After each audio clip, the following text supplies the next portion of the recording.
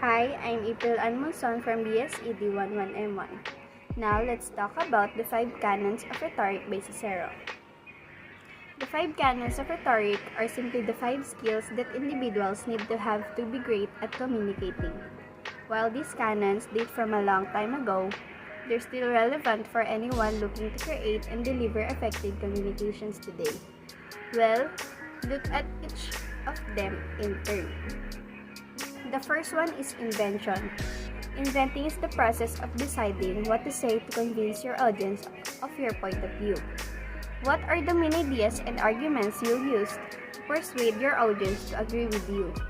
In order to complete this stage successfully, you must have a clear aim and comprehend both your audience and the subject.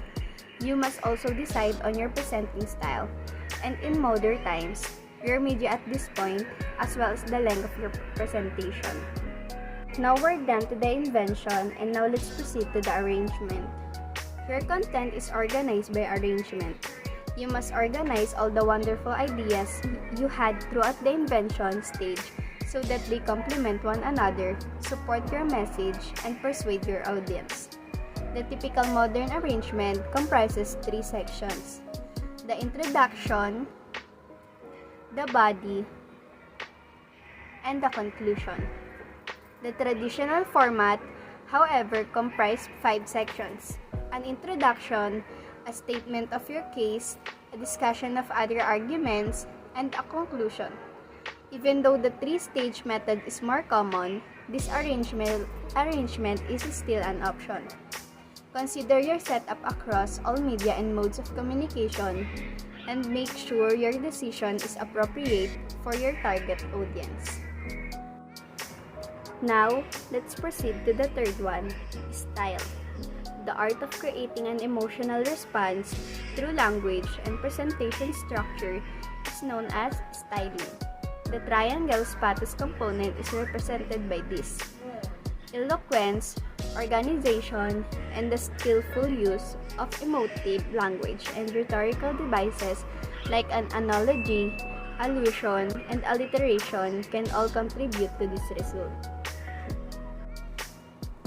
The fourth one is memory. Memory is the ability to retain information well enough to communicate fully and fluidly without the aid of notes.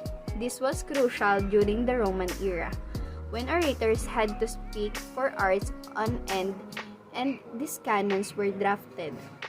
Even while it might be less significant now, it's still a highly helpful talent. Many excellent speakers practice their speeches beforehand, investigate their environs, and comprehend the various layers of their presentation. Today, canons are still in use. The 5th and final rhetorical canon is delivery. It entails utilizing all of the instruments at your disposal to communicate effectively. We are aware that words only make up a small portion of communication, and that in order to communicate effectively, a variety of techniques and tools must be used. In order to effectively present your points, you can utilize a variety of techniques, including emphasis, voice inflection, phrase changes, pauses, volume, gesticulation, body language, placement, and props. And that would be all the 5 canons of rhetoric by Cicero. 2 Parts of Logic by Petrus Ramus. Petrus Ramus focus on logic than rhetoric. The 2 logic parts are invention and judgment.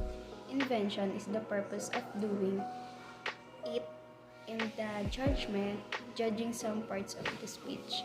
Those are my understanding about 2 Parts of Logic by Petrus Ramus.